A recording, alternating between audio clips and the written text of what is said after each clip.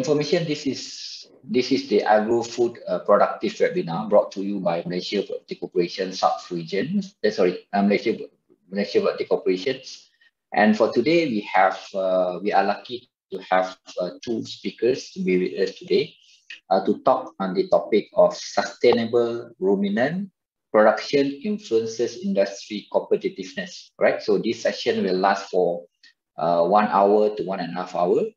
All right, so we have two speakers today with us. All right, so the first session today, we're gonna have two sessions. The first panel that will be with us today is Dr. Shanmugavelu Sitambaram, okay, a livestock ruminant industry expert. And then our second panel is Associate Professor Dr. Hasliza Abu Hasim, Head of Laboratory of Sustainable Animal Production and Biodiversity, University Putra, Malaysia. All right, so how are you, Prof. and Dr. Shan? Hopefully you are good to share your thought today with us. All right, so before we start the session, I'll have some reminders to all of you. Jika terdapat sebarang soalan kepada ahli panel, anda boleh type di bahagian Q&A, okay, di dalam aplikasi Zoom, in the comment in the Facebook. Alright, and then soalan-soalan saya akan cuba sampaikan kepada speaker selepas sesi penerangan oleh kedua-dua speaker. Dan slide bertangan panel webinar ini boleh dimuat turun di portal FPN webApp.my/agrofood selepas sesi ini tamat. Okay, baik. Jadi untuk to continue our session, first saya akan perkenalkan our first panel, Dr. Shanmugavelu Sitambaram.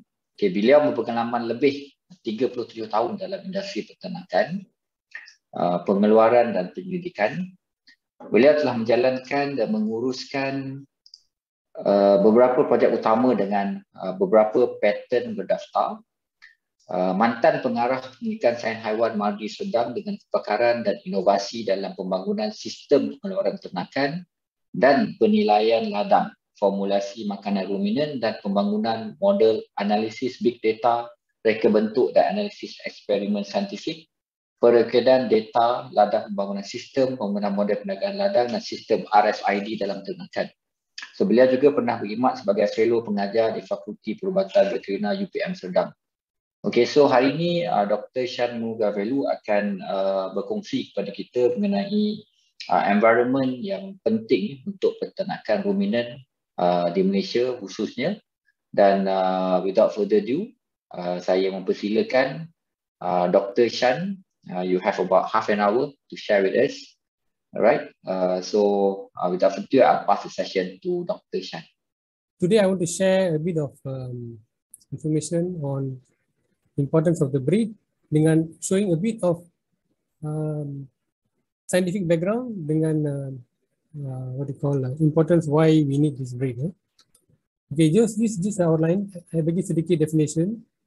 Kenapa? What are the requirements for efficient production? Sebab we are talking about efficient production and sustainable. Dia kena sustainable. Kalau tak sustainable, then how efficient we are doing is no point doing it.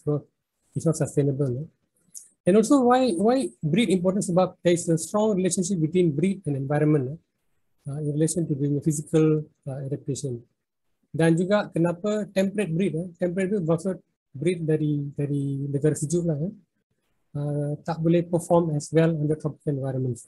I give some reasons why based on physiology and environment. And juga why is it important that we must have local genetics dalam our breed. Doesn't matter what breed, ruminant, sama ada kambing, lembu ke, lembu tenusur ke, so that we can become sustainable and some conclusion. So my topic won't be long, quite short, just to highlight kepada semua orang kepentingan, bakal penting sebelum it's too late lah, we forget about it and it's lost. Okay, just to recap, macam ni kita punya pengeluaran kita susu. This figure kena update, is about 60% sekarang. It's 2021, I think 60%. Daging lembu masih about 70-75%. Actually 73%, 28% kita import. Dan delivery sama, we import about 80%. 70% of beef and 80% of dairy product is still imported. So we cannot produce locally. So does that mean that we are sustainable or not sustainable? So it's a big question mark. So just to show over the year, contoh 2007 sampai 2020, kita punya production, let's say beef, lebih kurang, if you look at the left graph, shows the what do you call sustainability. Right graph shows human population. Human population meningkat daripada lebih kurang 27 juta sampai 33 sekarang, 2020. Kita almost around the same level, 27-28%. So are they any sustainable? I mean, some would say sustainable. For me, it's not, because we are just matching the population rise, not actually increasing in terms of sustainability. And our import bill is still going up. So that's another thing kita kena address lah. So definition, just a bit of definition. Apa sustainability? Sustainability adalah seimbangan antara economic, social stability and environment. These three things kena ada. Kalau satu antaranya tak ada, then it's not sustainable. Dan indigenous breed is very, very important. Kita kena faham is one breed that is adapted to kita punya persekitaran. And dia resistant to many tropical diseases and can survive under poor feed and soil resources. Sebab dia adapt kepada environment. Dan dia adapt after 100 years adaptation, bukan 10 tahun, 20 tahun, many years. Sebab genetic adaptation ni is a very slow process atas many generations. So the key point is, kalau kita dah ada animal yang dah adapt for so many 100 years, I think there is some there is some importance to animal lah. Kita tak boleh overlook the animal. Important that we keep some concentration with the animal which is very adapted. So just to show sustainability in a graphic form, dia kena tiga animal element, economic efficiency, dia kena jaga environment dari segi greenhouse gas semua tu. It must be socially acceptable. Kalau tiga-tiga ni match, then kita dapat sustainable. For example, in the 1990s kita pernah bawa ostrich for meat, tetapi it was not socially acceptable, so it became not sustainable. So yang tu dah hilang. At present, I think there's a bit of rabbit. How acceptable? I think it's slowly becoming acceptable. So once these three things is established, then we become sustainable. So the main thing is economic, environment, and social. So kalau kita ni tiga match, then it becomes sustainable. Kalau tidak, if we can match social and environment tapi it's not economically efficient, that industry will not sustain. Itu yang berlaku sekarang lah. Okay, just to show highlight some indigenous breed. India got many indigenous breeds. Africa pun ada. So kalau kita lihat, for those who are not familiar dengan apa tu, breed punya terminology, what do you call, Bos Taurus is a local, is an imported breed. That means breed yang adapt kepada tropical environment. Whereas Bos Indicus is a local breed. So you can see towards the hotter area is mostly Bos Indicus, where a lot of green pastures around become Bos Taurus. You see the difference. You can get this from this reference source. Okay, apa yang perlu untuk efficient ruminant production? Basic keperluan dia ada tiga. Kalau kita match baka dengan persekitaran, dengan makanan, kita dapat pengeluaran yang optimum. Baka tu dia kena ada bilangan ternakan dan dia kena adapt kepada environment. Adapt tu important. Kalau kita bawa baka dari luar negeri di sini, dia kena adapt. Kalau dia tak adapt, then kita ada masalah. Dan makanan kena murah, must be cheap and also must be nutritious lah. Environment, of course, kena ada land sebab kalau ruminant dia perlu. And then environment, suhu dengan kelembapan, housing system, disease and system. So today I will just emphasize on temperature sebab kita berada di dalam humid tropics yang suhu tinggi, kelembapan pun tinggi. This is one of the most challenging environment to lifestyle. So what is the relation between animal and environment? Kenapa these animals are adapted? Kita take a look. Kalau kita tengok dairy breed ni, these are the cold environment breed, Bosaurus, kita panggil.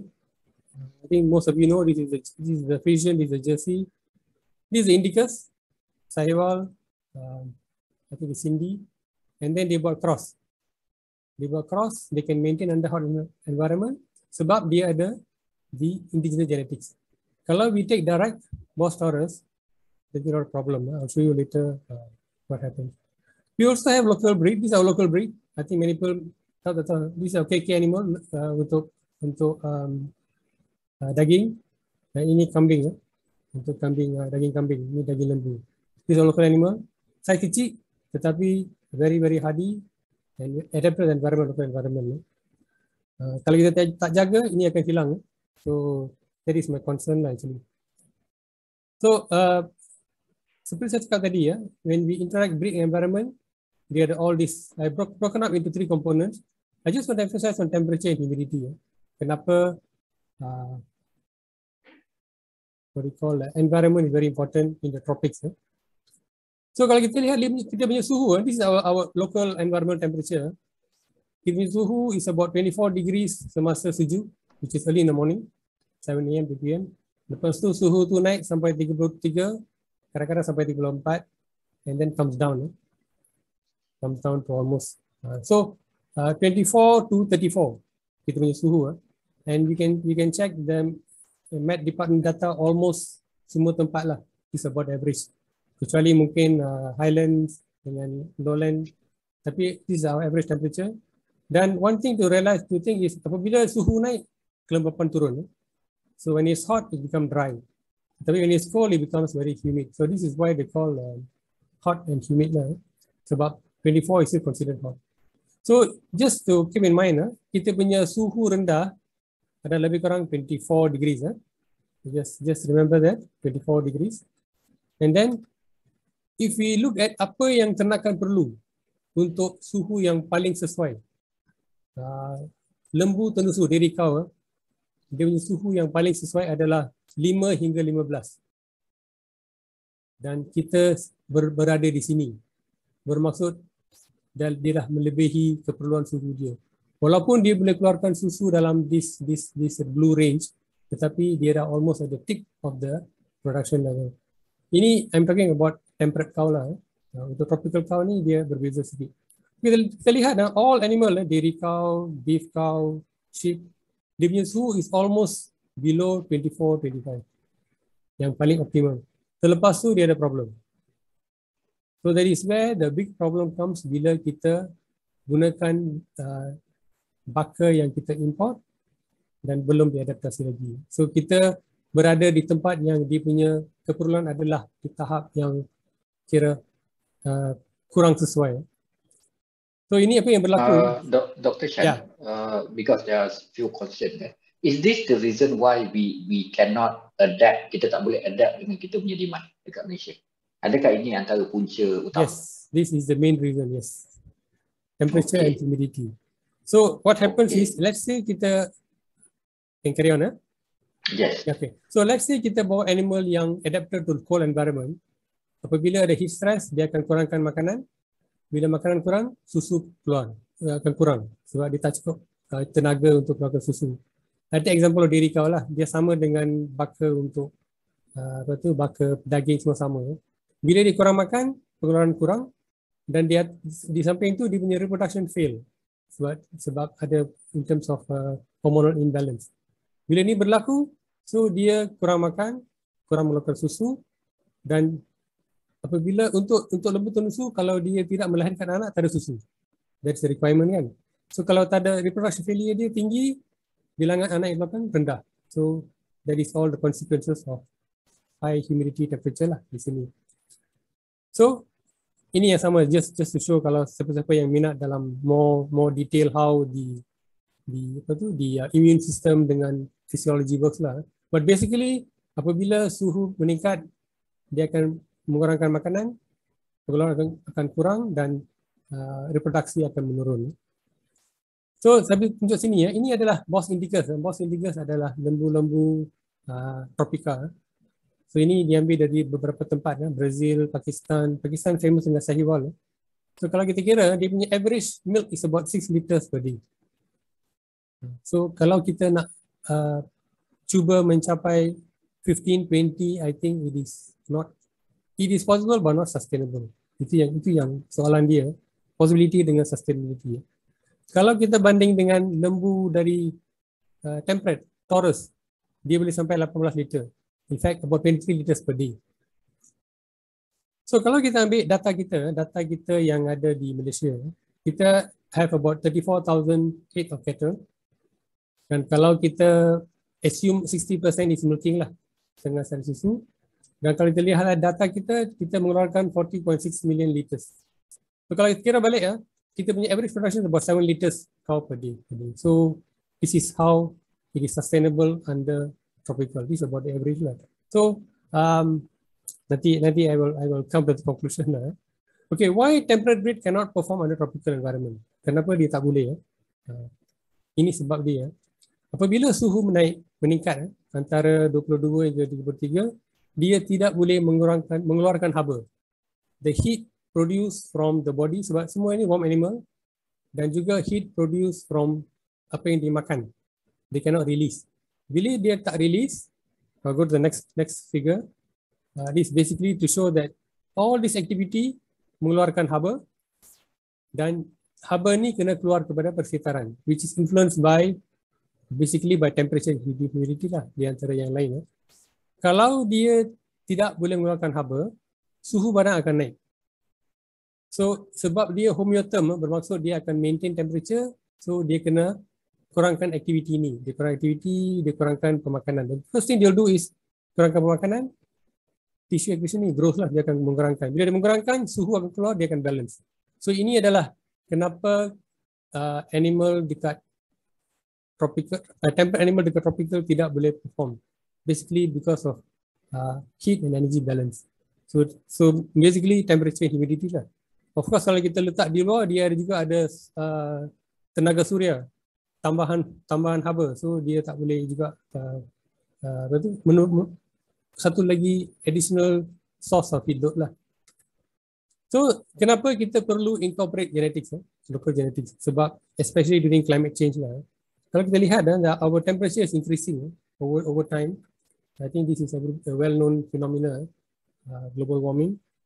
So bila dalam masa mungkin 20-30 tahun, apabila suhu naik, temperate animal ni akan ada masalah sebab dia tidak boleh tahan cuaca yang panas dengan lembab. So sebab tu kita kena masukkan local genetics yang dah beratus-ratus tahun ada di sini lah. Tetapi malangnya bagi pandangan saya lah, mungkin ada yang berpandangan lain. Untuk tenusu kita tak ada lagi dah hilang.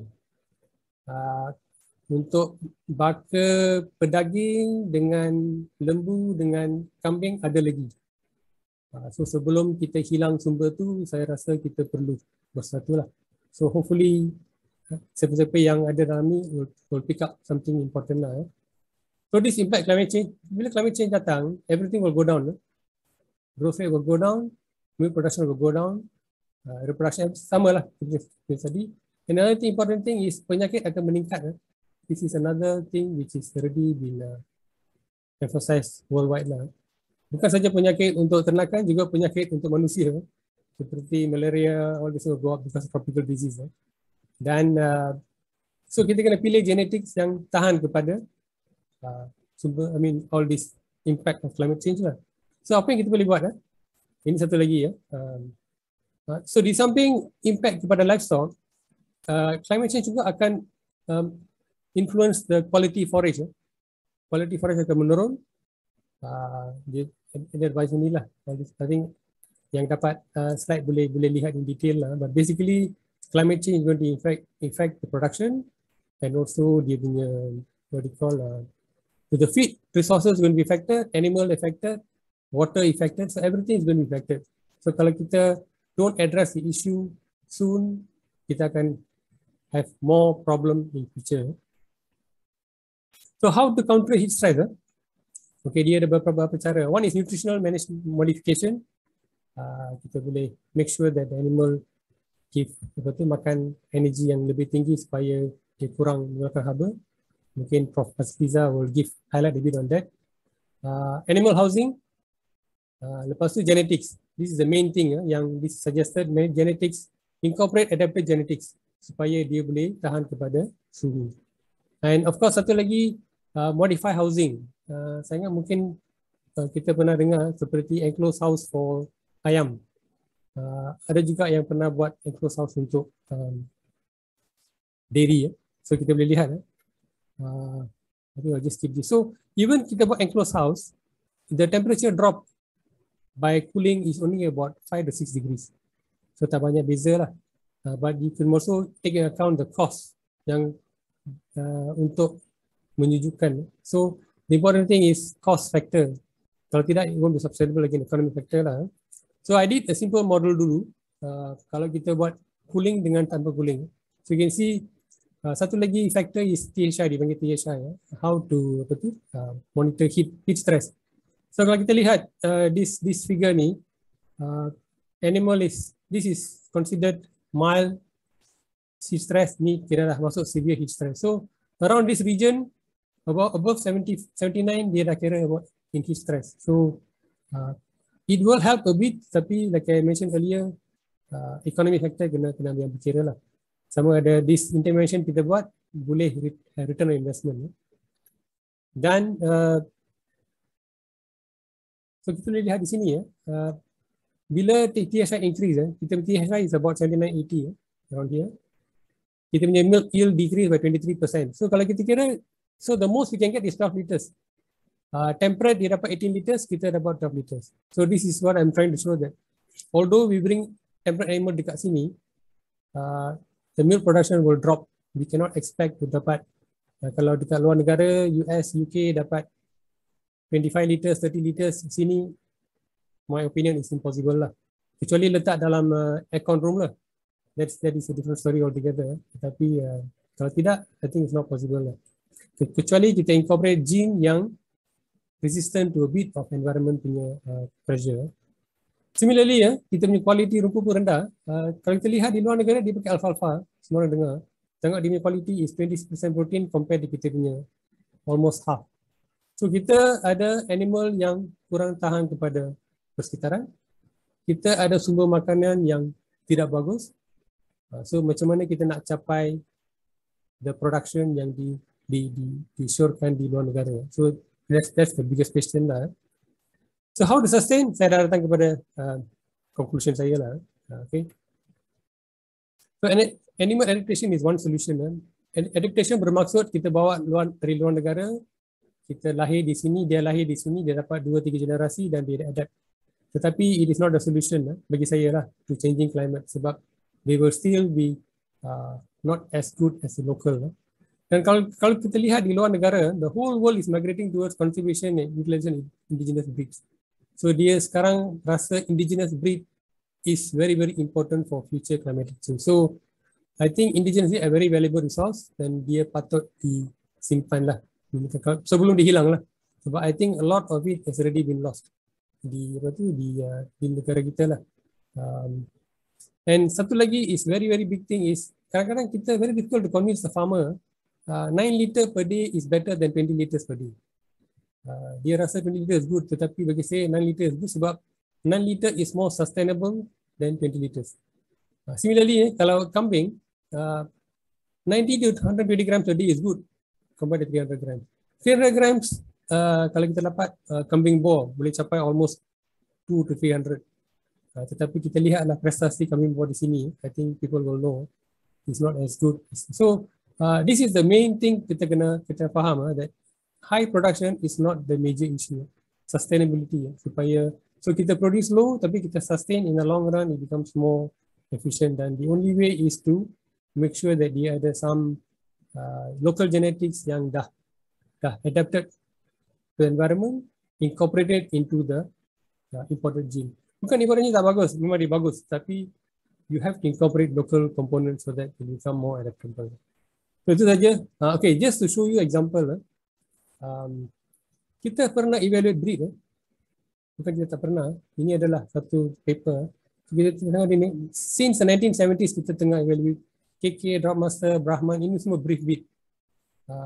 Bradford, Frisian, LID, Jersey, ANZ. So banyak bakal telah dinilai lah. Tetapi soalan saya, mana bakal-bakal ni sekarang? Apa bakal yang ada? So that's the big question mark. So basically, in my opinion lah, I'm open to comments and suggestion. These breeds have gone because dia bukan adapted local environment. Mungkin crosses ada. Sangat KK memang ada. Brahman KK memang ada cross. Frisian KK tak adalah, this is a different cross. LID tak ada, Frisian pure mungkin ada few places, JC ada, adapted. Yang ini semua Frisian Sahiwal pun dah. Frisian Sahiwal ada sebab this is more, it's already a cross. Kita incorporate tropical genetics. So this is just to show that kita bukan tak buat, dah buat. And this is the implication. And this is a published paper. So saya bukan saja keluarkan something from somewhere. So I always leave with this, my last slide. Local genetics, very, very important for future food security. So saja, terima kasih. And hope we get some questions. Thank you. Thank you, Dr. Shan. I think that's very great sharing. Okay, short and simple. But we can see there are issues pertaining to this. I just leave you with two questions because there are many more questions, but only two questions before you move to Prof. Hasliza. The sustainability of our local breeds, what happened to the progress? I mean, what are the real issues? I mean, this is a recorded session, but I like to give my honest opinion. Okay. I don't what do you call? I'm not in any organization, so I am not affiliated to anybody, so I'm considered independent. For me, is kita always look at how to say greener pastures elsewhere, not in ourselves. We have, tetapi kita always want to look at something which is better, which we think is better, tetapi in the long run it's not so good. And how to say? And we always in a rush. Itu yang masalah dia. Kita selalu nak something very, very fast. Kita start bakar ini, 10 years have to bakar. It's impossible. If anybody interested, go and take a look at Hanwoo, Korean Hanwoo. Korean Hanwoo was developed over, I think, 40 years. Masa dia mula, it was about, kita punya size KK, beef cattle, about 270 kilos. Sekarang it's about 450 kilos. Almost similar to Wagyu. So, I think if we pay attention to our local genetics, it would be somewhere like, but I shouldn't comment more than that, because. Okay, all right. Second question. Dr. Shan, I'm not sure either we are looking in the right angle of the question, but I'm just conveying it. Kalau kita rely on imports, beef or ruminant, what would be the impact to us? I mean, would it be a good option? Okay. When we okay, I did talk about it before. Okay, when we import about 70% of our beef, and majority comes from India. During the pandemic last year, 2020, the price went up by 20%. Number one. Number two, we cannot get supply because of logistics. So you see, in future, actually, pandemics are very, very good eye opener. To show us that we have to produce something locally. Otherwise, you may have the money, but cannot buy it. Okay, understood. All right, thank you, Dr. Shan. We may come back to you later. So now kita akan bergerak ke second session. So we have Associate Prof. Dr. Hasliza Abu Hashim. Beliau adalah pakar makanan veterina. So the topic nanti akan fokus more on nutrition dan pemakanan untuk veterina. Beliau berkelulusan Doktor Perubatan Veterina, DVM UPM in 2005, Master in Sains Pemakanan Haiwan UPM 2010, and PhD Pemakanan Haiwan dari Ghent University Belgium in 2012. So beliau merupakan Ketua Laboratori Produksi Haiwan Lestari dan Biodiversity Institut Pertanian Tropika dan Sekuriti Makanan, dan pensyarah Fakulti Perubatan Veterina Universiti Putra Malaysia.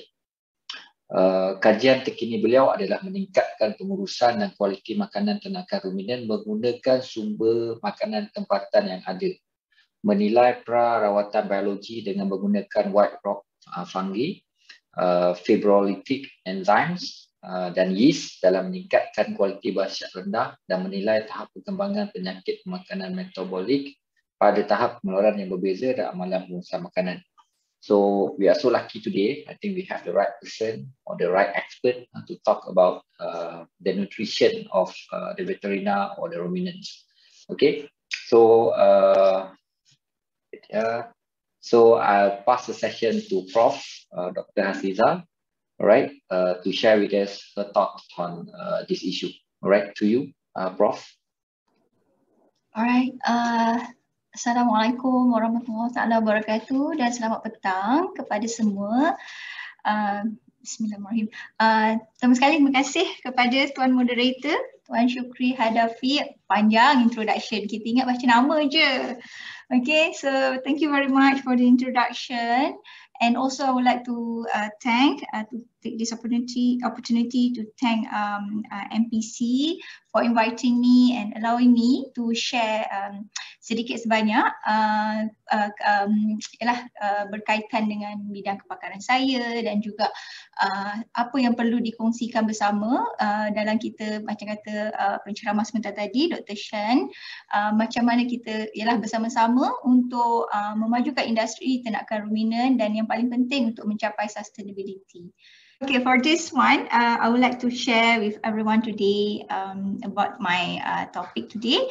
I prepare my slide in DM, but it's okay. Kita kan just mix je whatever yang terkeluar dari mulut I. That's the words lah yang I would like to share with you guys and the information. So this is more on to discuss untuk berkongsi about the importance, kepentingan dan faktor keperluan nutrien pada ruminan. So this is actually still we are discussing ataupun kita nak tengok kepada aspek pemakanan ternakan ruminan, which I think this is also one of the major component in pengurusan ternakan ruminan, because we cannot deny the importance of the nutrients especially when it comes to the cost pemakanan sendiri, which is actually the main aspect in this ruminant industry jugalah, pengurusan ternakan. So before I further discuss ataupun berkongsi about this topic, let me to just macam bersama-sama kita lihat kepada this overview is just to see kan, kalau dekat sini nampak. Sorry to interrupt you again. Yeah. I think we just can see like it's not a full screen of your slide. I think what you can do now is try to unshare and share it again. Maybe no, there are some errors. I can see this one as a whole slide. No. Yeah, but I think we also see some response from the participant. We can't see it in the full screen. It's like half. So why don't we try to unshare and then we share back? Stop share and then I share again. Okay, you share it back. Yeah, because just now was okay. Okay, so PowerPoint slideshow. Okay, this one? Good. All right, okay. You can continue. Sorry, Prof. Okay. Tak apa. Yelah sebab I pun, because this is macam guna laptop, komputer office ni macam baru sikit. Okay, tak apa.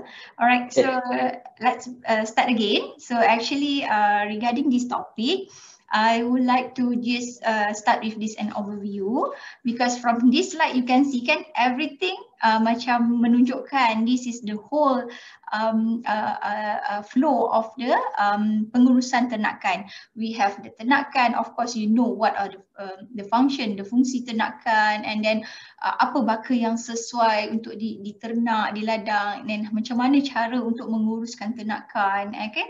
And then of course bila dah ada ternakan di kandang, we need to also design apa sistem kandang yang sesuai, apa reka bentuk, and how about the size to accommodate the number of the animals in the farm, and then apa kesesuaian macam Dr. Shan tadi dah bagi tahu juga, this is also considering the environmental factors kan, tengok pada kesesuaian kawasan kandang dari segi kedudukan geografinya, dari segi environmentnya, cuaca, okay. Tapi yang paling saya nak tekankan kat sini adalah mengenai makanan ternakan, because sometimes kita punya mindset kebanyakan just macam okay lah, kita tahu kita ada sumber makanan dan mungkin ada makanan yang senang didapati dengan cara membeli saja makanan-makanan yang dah memang sedia ada komersial. Dan mungkin kalau ada jenis makanan yang available macam rumput pun, whatever rumput yang dah ada di sekitar ladang ternakan pun dah kata cukup untuk ternakan. Tapi adakah kita ambil tahu, ambil berat tentang kandungan-kandungan dalam makanan tersebut?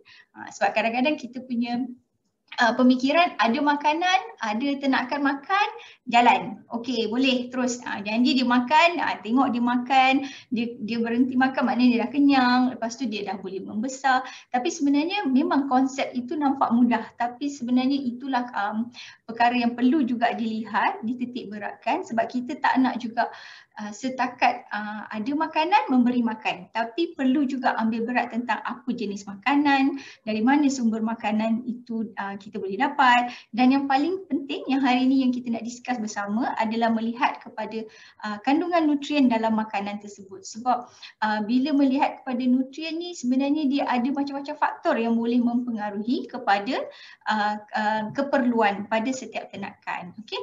So dan juga bila kita lihat pada makanan tu, kita boleh lihat pada kualiti dan kuantitinya, dan kos makanan itulah yang sebenarnya akhirnya kita akan lihat adakah ia mendatangkan hasil, keuntungan kepada penternak lah. Okay? Jadi melihat kepada yang ini yang saya nak tekankan pada hari ini adalah mengenai okay. Ini adalah keseluruhan komponen ataupun aspek yang akan dibincangkan pada hari ini. So kita akan sama-sama lihat kepada kandungan nutrien dan juga adakah apakah faktor-faktor yang boleh yang perlu diambil berat, dititik beratkan apabila kita hendak memberi makanan kepada ternakan, dan memastikan supaya makanan yang diberi itu mendatangkan, membekalkan hasil ataupun membekalkan nutrien yang mencukupi ataupun nutrien yang seimbang kepada ternakan. Okay. So ini antara kandungan ceramah hari ini. Kita sama-sama lihat kepada kepentingan pemakanan ternakan ruminan, dan sedikit saya akan sentuh mengenai keperluan nutrien. Dan seterusnya kepada jenis-jenis makanan. Of course lah, jenis makanan ni kita cuba lihat apa jenis makanan yang locally available, okay, yang kalau boleh dari sumber yang murah, yang banyak boleh didapati di Malaysia, okay. Dan juga yang paling penting adalah untuk melihat apakah faktor-faktor yang boleh mempengaruhi keperluan nutrien pada ternakan ruminan. Okay. Sebab kita ada setengah jam je kan, saya cuba saya kalau bercakap tak boleh stop. Okay. Okey, apa yang message yang saya perlu sampaikan di sini adalah untuk semuanya mengambil berat. Okey, kita biasanya bila kita nak mengetahui sesuatu perkara, kita akan mula bertanya. Macam tadi kan ada peserta yang bertanya, Dr. Shan, macam mana untuk kita pastikan progress sustainability tu di tahap mana. Jadi perasaan ingin tahu tu perlu ada. Walaupun kita ni menternak dan kita tahu tujuan kita nak menternak-ternakkan, tapi ada certain ilmu yang kita masih terbatas atau kurang. Jadi perlu sentiasa bertanya. Jadi dalam konteks ni saya perlu saya memang galakkan supaya ada pertanyaan. Okey, dari segi aspek yang kita nak tengok kepada pemakanan ruminan ni kan, yang kita tahu memang aspek yang sangat penting. Jadi perlu tahu apakah yang penting sangat nak tahu ni pasal pemakanan ternakan ruminan. Jadi yang ini yang kita akan lihat bersama. Okey, apa yang perlu diambil tahu tentang makanan ruminan adalah tentang makanan itu sendiri. Adakah makanan yang diberi kepada ternakan mempunyai nutrien yang baik dan seimbang dalam membantu untuk menyokong proses hidup ternakan itu sendiri kan, sebab ternakan perlu membesar, perlu membiak, perlu juga lepas dah membiak menghasilkan susu, okey. Dan juga bukan itu saja, tapi bila ternakan tu dalam keadaan dalam keadaan tanpa apa-apa fungsi pun masih lagi memerlukan nutrien supaya semua fungsi badan dapat berjalan dengan baik. Okey. Jadi nutrien itulah yang perlu kita pastikan supaya dibekalkan di dalam makanan tersebut supaya dapat membantulah segala proses metabolisme dalam badan, dan juga kadar nutrien tu ataupun kuantiti dan kualiti nutrien tu perlu dipastikan supaya ianya adalah seimbang. Okey. Kalau tengok kat sini macam-macam nutrien ada kan, nampak okey, nampak nutrien ada air, ada lemak, ada protein, tapi sebenarnya apakah kandungan nutrien tu sebenarnya yang membantu dalam proses-proses yang berlaku dalam kita hidup ternakan tersebut. Jadi itu sebenarnya adalah sangat penting, sebab saya tak boleh terus kata inilah faktor-faktor nutrien yang perlu ada dalam makanan, tapi saya perlu kenalkan dulu dengan tuan-tuan dan puan-puan apakah nutrien tu terlebih dahululah supaya kita sama-sama lihat. Okey, kalau yang ini memang kita nampak macam-macam fungsi nutrien tersebut, sebab daripada segi nutrien tersebut ada fungsi-fungsi yang memang sangat spesifik. Contohnya daripada fungsi lemak itu sendiri. Lemak itu sendiri memang sangat membantu, dia adalah salah satu sumber tenaga yang sangat penting supaya ternakan sentiasa dapat mendapatkan bekalan tenaga tu untuk kita lihat dia boleh menjalankan aktiviti seharian, dan yang paling penting juga kita nak melihat ternakan sentiasa menghasilkan anak kan, jadi dia boleh meningkatkan reproduksi, iaitu meningkatkan fertility. Sama juga dengan fungsi protein. Kalau anak yang baru lahir daripada ternakan, kita nakkan dia membesar dengan sihat, kita nakkan dia membina otot, dia punya tisu, jadi semua tu perlu daripada nutrien daripada protein. Sama juga bila kita bercakap pasal ruminen adalah salah satu ternakan yang memang ialah sangat kita panggil unik kan, bila melihat kepada digestion proses yang melibatkan kandungan serat dan kandungan makanan yang mengandungi serat yang tinggi. Jadi ini pun sebenarnya adalah contribute to the energy source dalam makanan ternakan ruminen. Jadi bila ada tenaga yang cukup, inilah yang sebenarnya membantu kepada performance, meningkatkan performance, productivity of ternakan. Okay, so sama juga dengan fungsi vitamin dan mineral, sebab kita nampak vitamin dan mineral mungkin nampak macam macam apa kita kata vitamin dan mineral tu hanya macam okey, tak nampak macam satu komponen nutrien yang utama, tapi sebenarnya itu pun adalah kandungan nutrien yang sangat perlu diberi dalam keseimbangan. Sebab banyak kan kita tengok masalah-masalah berlaku di ladang apabila kandungan mineral tidak seimbang, contohnya kalsium, fosforus. Jadi benda-benda tu akan mendatangkan masalah ataupun kemudaratan kepada ternakan, especially ternakan yang sedang bunting, yang melahirkan anak. Kalau tak cukup kalsium tu yang kita boleh nampak kadang-kadang tak boleh bangun, kadang-kadang macam bila ada komplikasi bila nak melahirkan anak. Jadi kita tak nak benda-benda itu berlaku. Sebenarnya itu kalau dilihat ada juga kesan daripada kekurangan mineral dalam makanan ternakan. Okay, sama juga dengan air. Air janganlah nampak macam simple sangat. Okay, air saya tak rasa pun air tu ada nutrien. Sebenarnya air walaupun kita kata tak nampak fungsi secara ialah kandungan dia, tapi sebenarnya air adalah bahan yang sangat penting untuk membantu segala proses metabolisme dalam badan. Okey, memang kita nampak air tu memang macam bukan bahan makanan kan, tapi sebenarnya ia adalah salah satu sumber nutrien yang sangat penting. Okey, jadi itu melihat kepada komponen nutrien yang boleh diberi kepada makanan ternakan. Jadi saya rasa yang itu saya tak boleh terlalu terlalu elaborate lah untuk nutrien, setakat yang saya boleh highlight dekat mana bahagian nutrien yang penting dan apa fungsi-fungsinya. Okay, dan kita teruskan kepada melihat apakah jenis makanan pula yang mana komposisi nutriennya juga adalah berbeza. Kalau kita dah tahu tadi nutrien memang nampak perbezaan dari segi proteinnya, vitamin, mineral, tapi perlu diingat tak semua makanan ada kandungan nutrien yang baik. Sebab ada kandungan nutrien yang kurang, ada kandungan nutrien yang tinggi. Jadi sebab itulah kita wujudkan formulasi makanan. Sebab tu kita ada diet ataupun protokol ataupun feeding regime makanan yang sesuai untuk ternakan. Okey, yang ini bila kita melihat kepada sumber makanan ternakan itu sendiri.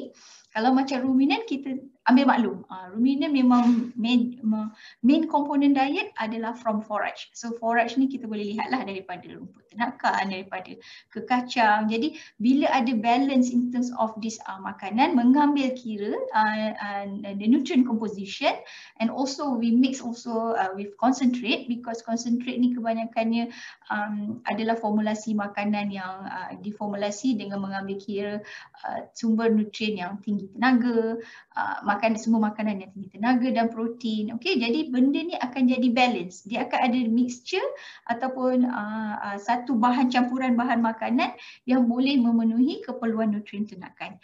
Okey, so this is also macam yang macam kalau saya tunjuk kat sini kan, kebanyakannya kita guna pakai juga bahan makanan yang boleh didapati secara lokal. Okey, yang ini sebab kita nak mengurangkan kos-kos import makanan ternakan.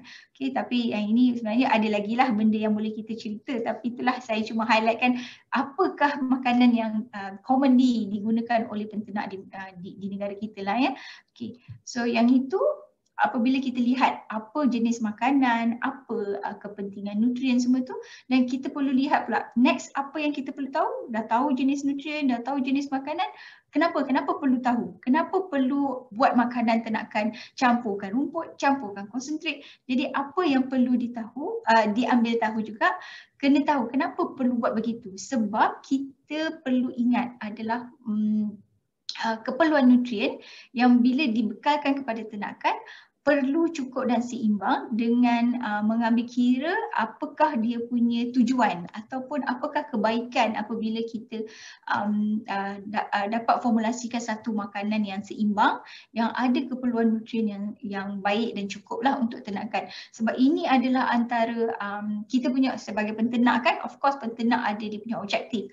Penternak ada dia punya target dalam dia membesarkan ternakan. Dia nak ternakan dia membesar, dia nak ternakan yang sihat, of course nakkan ternakan yang very strong in terms of dia punya sistem, immunity system, and then dia juga nakkan supaya ternakan tu beranak, subur dan boleh membiak. Sebab kalau setakat daripada tahun lepas bela 2 ekor, 3 ekor, tahun ni pun 3-4 ekor, so kita tak nampak apa sebenarnya tujuan untuk menghadirkan ladang ternakan tersebut, membela ternakan kan.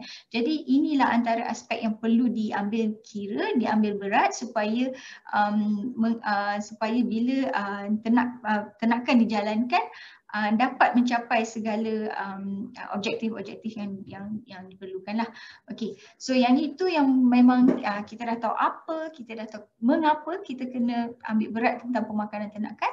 Sekarang kita lihat bagaimana, bagaimana kita nak mempraktikkan program pemakanan yang betul untuk kita mencapai tahap optimum pertumbuhan dan produksi ruminan. Yang ini yang penting supaya kita sama-sama lihat bagaimana kita perlu memastikan makanan dan program pemakanan yang diberi kepada ruminan memenuhi keperluan nutrien ternakan tersebut. Sebab kita kena ingat macam tadi Dr. Syah kata, kebanyakannya dipengaruhi juga oleh baka, oleh cuaca, environment, okay?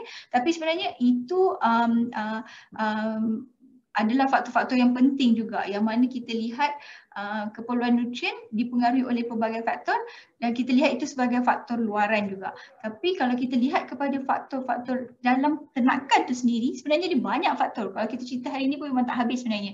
Tapi kalau kita lihat kepada faktor luaran, ada faktor dalaman, iaitu pada ternakan itu sendiri pun ada faktor yang mana dia memerlukan nutrien yang berbeza-beza ataupun satu program pemakanan yang sangat spesifik supaya nutrien yang dibekalkan mencukupi dan seimbang.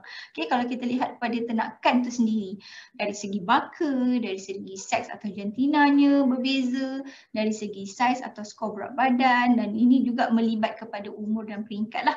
Sebab kita tahu kan kalau anak, Of course anak, because program pemakanan akan berbeza dengan mak ataupun berbeza dengan ternakan-ternakan yang dah berapa kali menghasilkan susu ataupun dah berapa kali bunting. Okay? Jadi itu pun melihat kepada fungsi ternakan daripada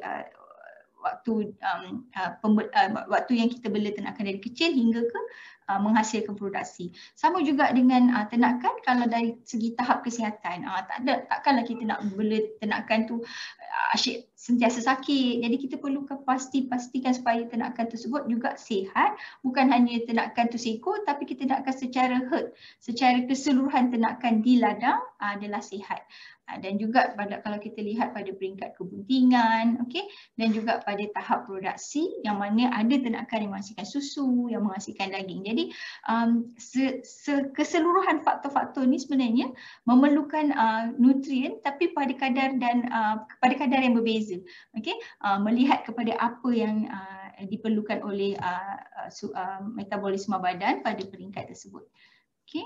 So kalau kita lihat pada baka dahulu, ini saya bagi contoh lah sebab dia sebenarnya banyak lagi contoh, tapi sebab ialah kita kekangan masa, jadi saya cuba highlightkan contoh yang mungkin terus nampak. Okey, kenapa bila melihat kepada faktor keperluan nutrien baka tu memang berbeza. Kalau tengok gambar ni, tengok saiz pun kita dah tahu berbeza kan. Jadi dia bukan hanya bergantung kepada baka sahaja, banyak lagi faktor-faktor lain yang perlu difikirkan bersama, diambil kira bersama. Sebab kalau baka je, kita tengok pula baka tu untuk menghasilkan apa? Susu ke, daging ke. Lepas tu bila baka pula kadang ada yang jenis besar, ada yang jenis kecil saiznya. Jadi segalanya merangkumi dalam satu dalam kita panggil satu umbrella lah, faktor yang memang besar yang kita ambil kira bersama. So yang ini saya bagi contoh untuk pemberian pemakanan lembu pedaging. Kalau macam tadi kita tengok, kita nak tengok kepada faktor keperluan nutrien bila lembu pedaging daripada lembu pedaging biasa kalau kita compare dengan lembu sado. Of course sangat-sangat berbeza sebab lembu sado sendiri bila kita tengok kepada dia punya karakter adalah double muscling tu, maknanya dia memerlukan lebih lagi nutrien untuk membesar dan untuk membentuk serat otot ataupun ialah untuk dia punya pertumbuhan kan. Jadi otot padat ni memerlukan nutrien yang sangat tinggi seperti protein dan tenaga. Jadi itu dekat situ dah nampak perbezaannya. Takkanlah lembu biasa dan lembu sado perlukan nutrien yang sama. Of course dia akan berbeza dari segi pelbagai faktor yang saya highlight tadilah. Tapi bila kita lihat pada baka, kita panggil lembu pedaging, tapi sebenarnya dia adalah berbeza dari segi keperluan nutrien. Sama juga bila kita lihat kepada perbezaan dari segi seks dan jantina. Okay, sebab kita lihat kan kalau jantan dan betina, ternakan jantan dan betina of course dia akan ada perbezaan dari segi keperluan nutrien juga. Sebab kita lihat juga kepada fungsi ternakan tersebut juga.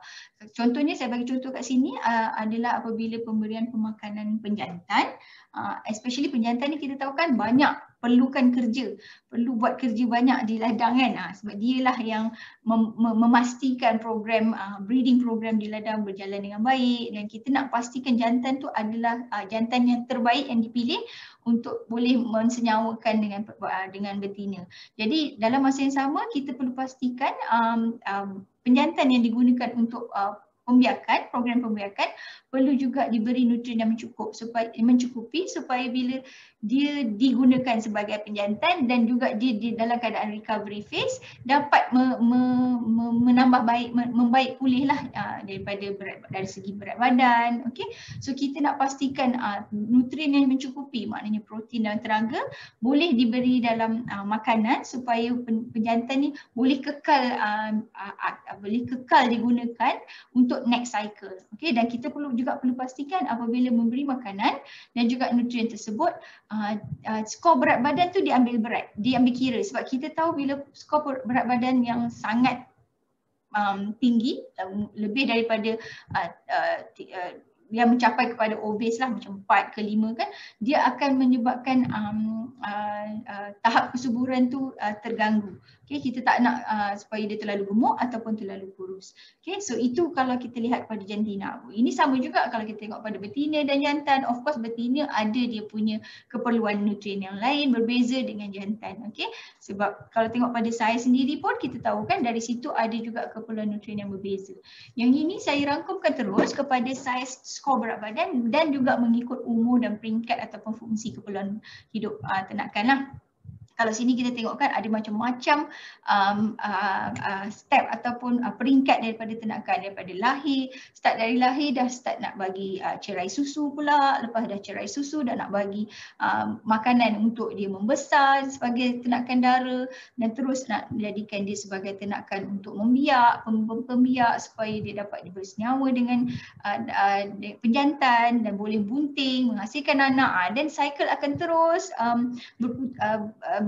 berjalanlah supaya ternakan dapat menghasilkan bilangan ternakan yang lebih. So yang ini kalau kita lihat contoh yang saya bagi apabila faktor pemberian nutrien yang faktor yang mempengaruhi nutrien apabila kita melihat kepada aspek pemberian pemakanan anak.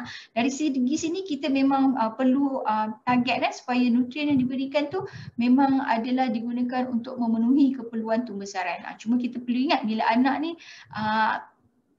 sistem pencernaan dia masih belum komplit, jadi rumen pun masih tak terbentuk dengan sepenuhnya. Jadi perlu lihat jugalah apa jenis makanan yang sesuai, apa kandungan nutrien yang boleh diberi untuk memastikan supaya anak ni mendapat zat nutrien tersebut walaupun bukan daripada makanan pepergian. Yang itu yang kita bagi susu kolostrum. Kalau kita lihat kepada yang ini, susu kolostrum ni memang banyak sangat kandungan nutriennya, lemaknya, protein, especially vitamin dan juga antibody. Jadi yang ini yang kita nakkan supaya ternakan mendapatkan hasil nutriennya daripada makanan awal yang ini. Yang ini makanan awal kita panggil kolostrum lah sebab dia memang tak boleh lagi makan makanan berbejal kan.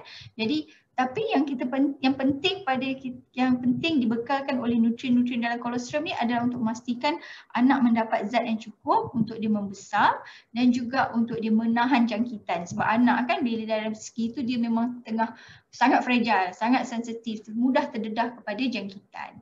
Okay, jadi bila kita lihat kepada pemberian makanan anak yang selepas kolostrum, sebab kolostrum bukan tahan lama kan, kolostrum hanya within first 48 hours sahaja. Jadi selepas habis kolostrum perlu lagi bagi susu supaya anak mendapat hasil nutrien lagi daripada susu gantian tersebut. So kita nak make sure, kalau lihat kat sini pun dah nampak kan perbezaan nutrien antara kolostrum dan susu biasa. Jadi yang ini yang memang kita nak kena tekankanlah supaya nutrien-nutrien pada kolostrum tu dapat kolostrum tersebut sendiri dapat dibekalkan, sangat kritikal untuk bekalkan kepada ternakan yang baru lahir.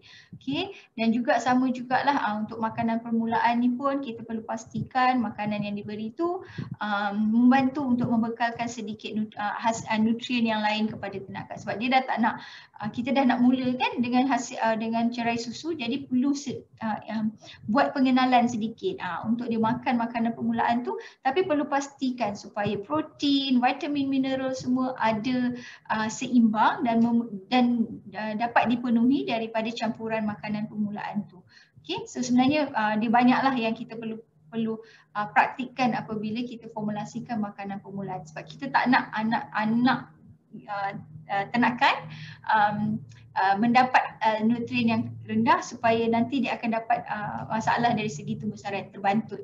Okay, sama juga bila ternakan tu dah cerai susu, dah mencapai fasa ternakan dara. Dekat sini lagi jelas kita punya objektif untuk dia memenuhi keperluan pembiakan. Sebab kita nak pastikan supaya ternakan ni dah ready, dah boleh mencapai tahap kesuburan yang mana kita nakkan supaya kandungan nutrien seperti tenaga, protein, vitamin dan mineral tu dapat membantu untuk meningkatkan tahap kesuburan dari segi fungsi reproduksi itu sendiri kan, untuk menghasilkan telur, untuk fungsi ovari itu sendiri, dan bila ada kandungan protein yang cukup juga, ia sangat membantu ternakan dara supaya dia boleh menunjukkan tingkah laku biang. Sebab kalau tak, jantan tak nampak ternakan dara sedang dalam keadaan biang, jadi itu pun melambatkan nanti proses untuk pembiakan.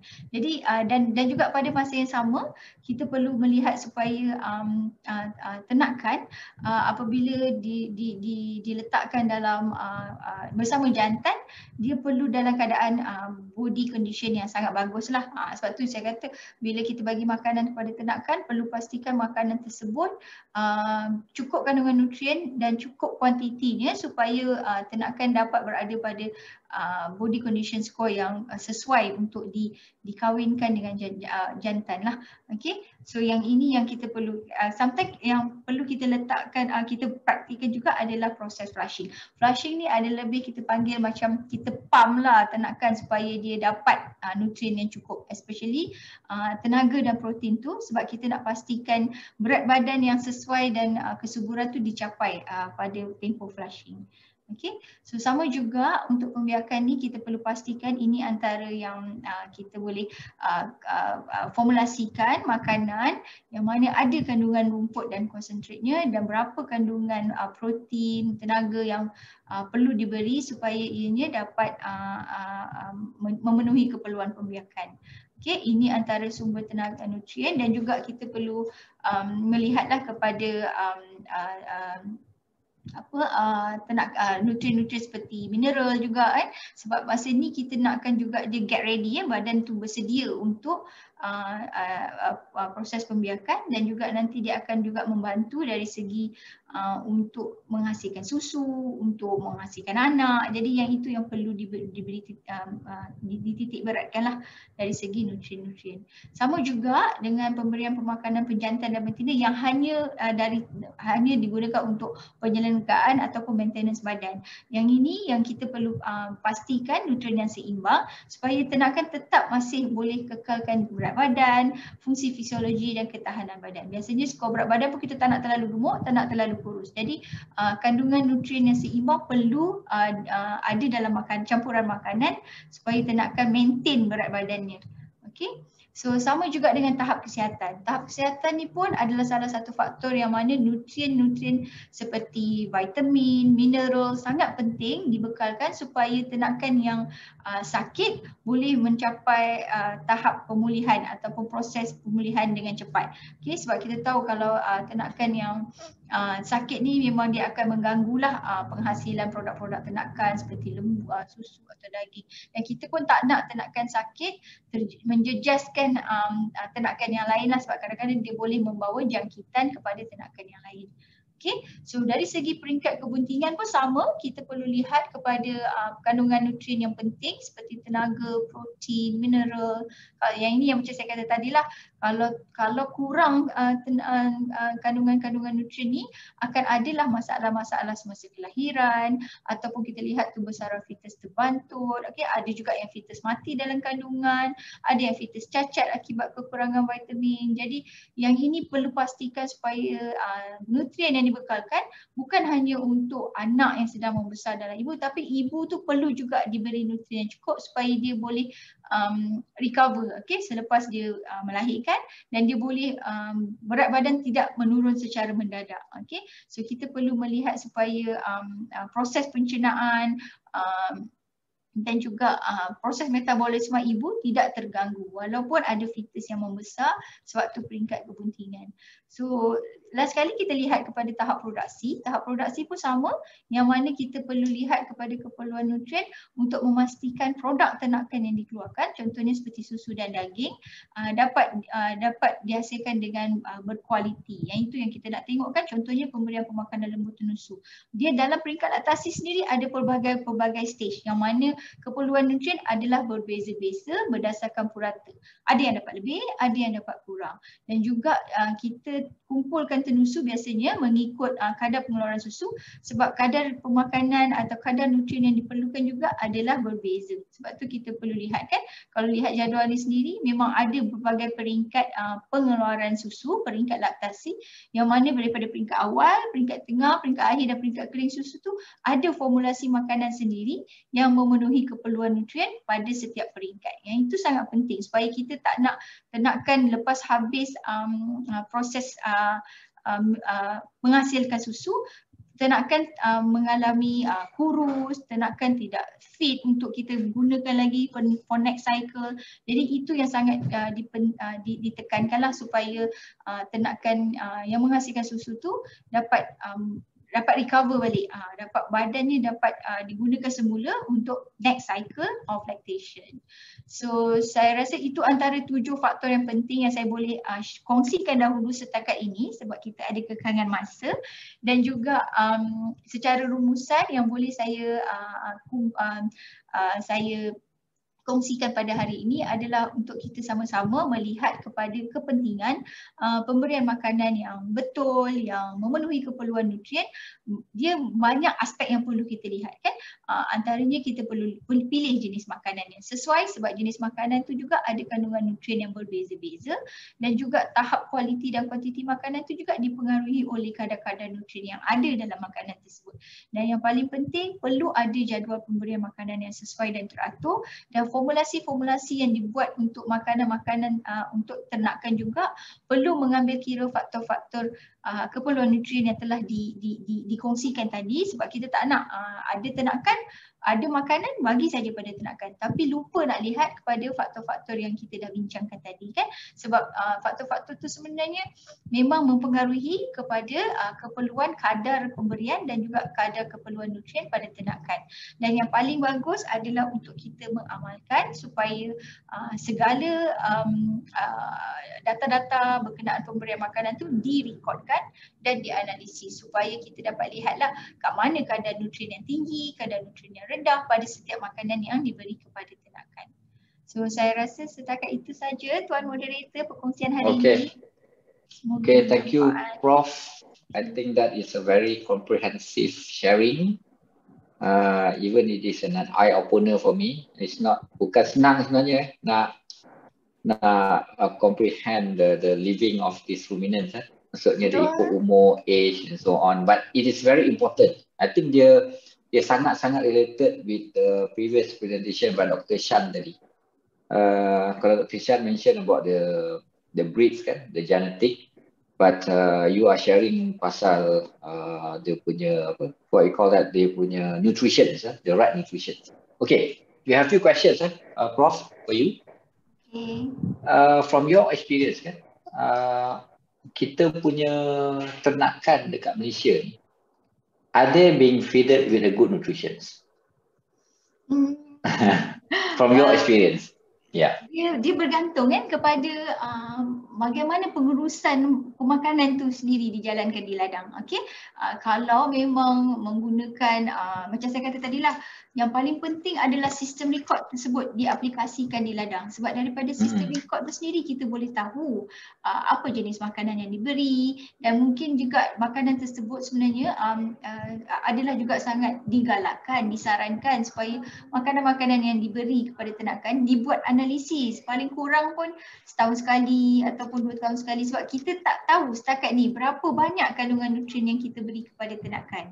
Jadi yang itu yang kalau saya katalah, kalau kata dijalankan secara efisien atau efektif adalah bila ladang ternakan mengaplikasikan sistem rekod dan juga menghantar sampel makanan tu untuk dianalisis kandungan nutriennya.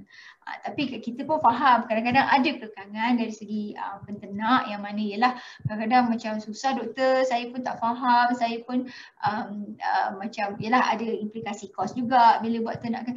Tapi sebenarnya itu yang saya kata, secara terbaik adalah kita sentiasa berkongsi dengan penternak juga. Macam inilah saya tanya jugalah kepada MPC bila ada siri-siri webinar macam ni yang kita boleh kongsi dengan penternak. Apa sebenarnya yang perlu dilakukan di ladang dari aspek pemberian makanan tu sendiri. Macam kalau kata Tuan Syukri tadi katakan agaknya ada makanan bagi je kat ternakan tu, janji dia makan. Tak kisahlah kau kecil ke, kau besar ke, kau beranak ke, tak beranak ke, tapi sebenarnya dia ada perbezaan dari segi keperluan nutrien, dari segi apa nutrien yang penting yang perlu kita balancekan, seimbangkan supaya kita tak nak ada masalah-masalah di ladang. Sebab sekarang ni memang masalah-masalah tu ada sebenarnya, especially ternakan yang bunting kan. Kadang kita kesian tengok peternak kata, doktor, ternakan saya mati, anak dalam mati, ternakan saya tak boleh bangun lepas beranak. Jadi sebenarnya tu bila kita lihat balik dia punya history tu, dari awal tak bagi makanan yang cukup kalsium, tenaga kurang. Jadi sebab tu ternakan tuan bila dia dah beranak, dia dah gunakan habis tenaga dia tak cukup sebab makanan dia tak cukup tenaga. Yang itu yang kita boleh terangkanlah sedikit dengan peternak.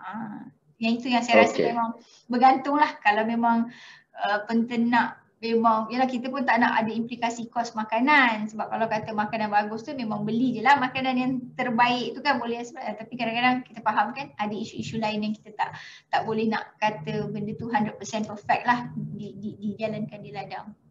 Okay, thank you Prof. Next question, I think this is quite a simple question and I think you have the answer.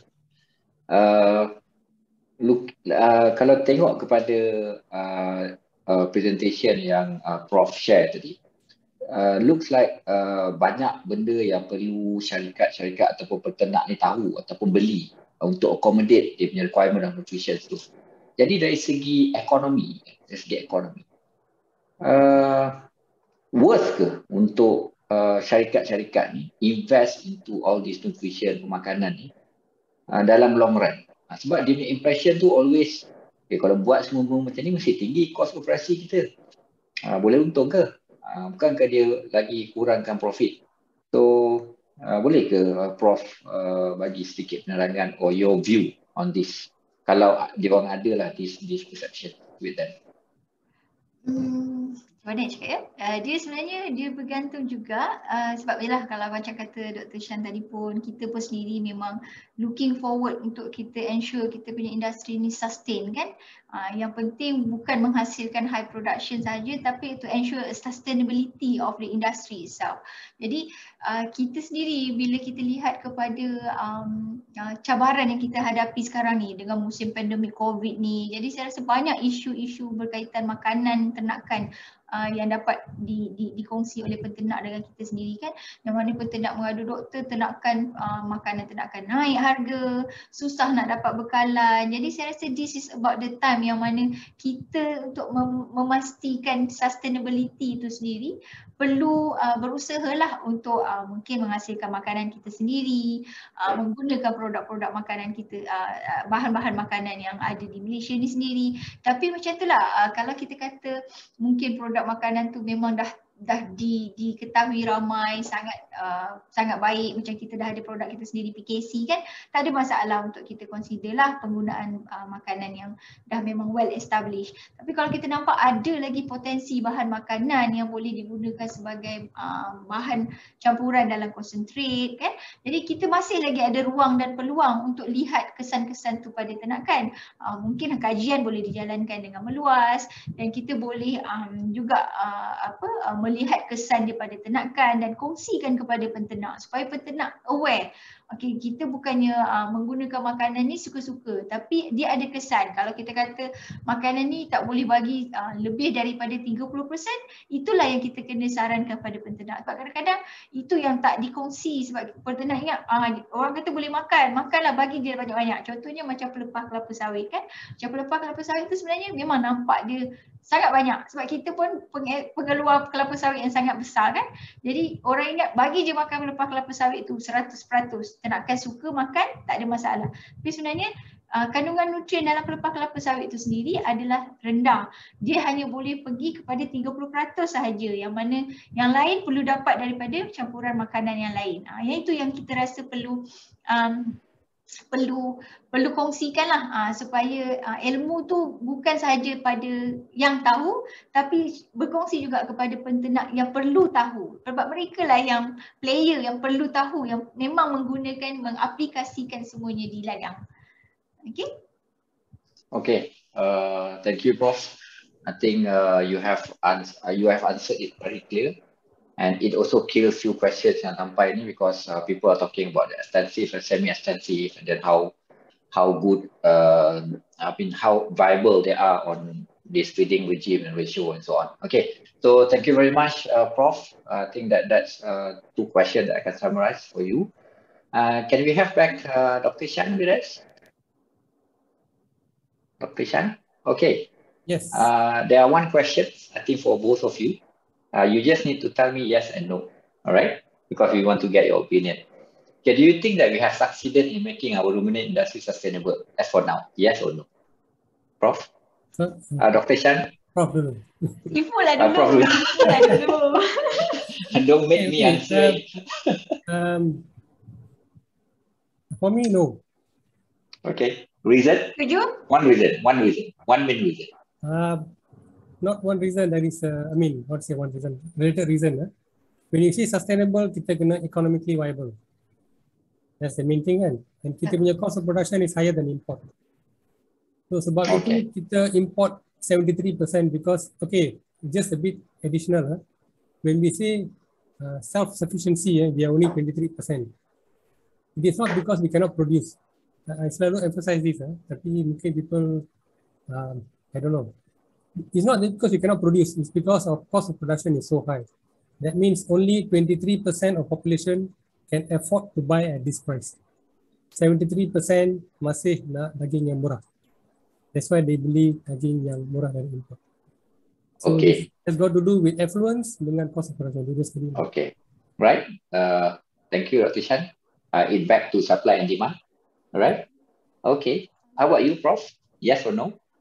Yes apa? Okay. Yes sebenarnya sebab kita memang agak susah lah memang kalau mengikut sustainability tu. I agree with Dr. Shan, and kalau looking at my opinion pula memang I simple je, I tengok selagi kita masih bergantung kepada produk-produk import, especially makanan ternakan, yang mana itulah yang major contributor for the cost di ladang. Jadi saya rasa kita masih jauh lagi nak mencapai sustainability. Sebab tu kita memang sangat-sangatlah mengharap supaya kita bersama kan daripada pelbagai agensi bekerjasama untuk melihat macam mana kita nak kurangkan kadar kebergantungan import-import tersebut lah.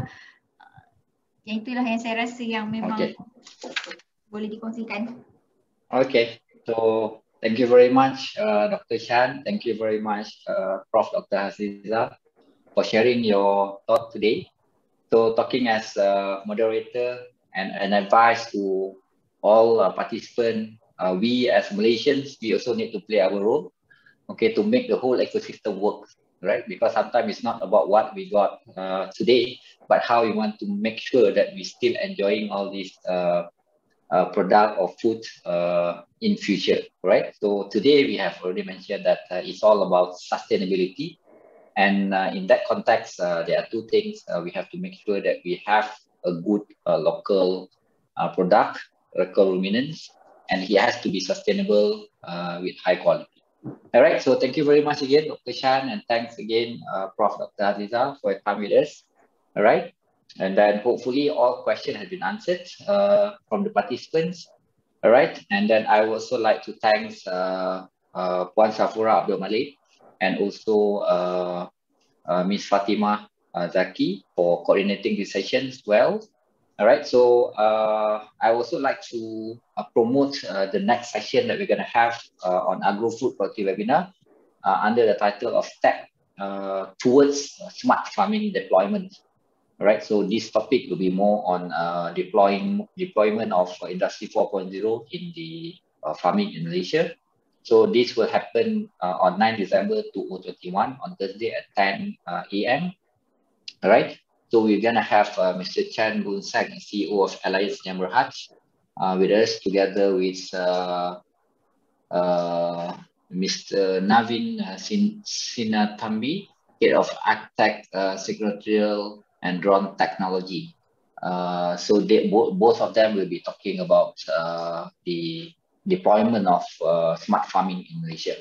All right. So if you are interested, you can scan the QR code and straight away register yourself in that session. All right. So with that, thank you very much for all. Thanks again to the speakers, and for all Malaysians, stay safe wherever you are. See you again in the next session. Assalamualaikum and bye.